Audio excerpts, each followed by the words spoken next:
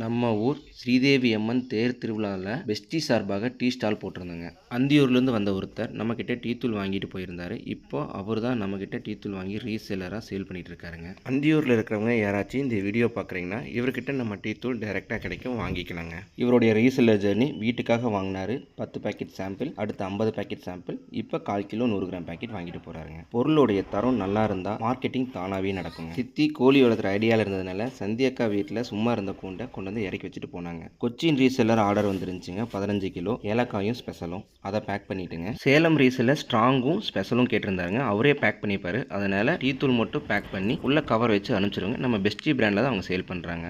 எர்ணாகுளம், கொச்சின், சேலம் ரெண்டுக்குமே வந்து பார்த்திங்கன்னா பக்கத்தில் எம்எஸ்எஸ் ஹப் இருக்குங்க. கொண்டு போய் அங்கே புக் பண்ணிட்டேங்க டிரான்ஸ்போர்ட்டில். அடுத்து நம்ம ரீட்டைல் கஸ்டமருக்கு டிடிடிசி ஹப்லேயும் எஸ்டிக் ஷாப்லேயும் போய் கொரியர் புக் பண்ணிட்டு வந்தாச்சுங்க.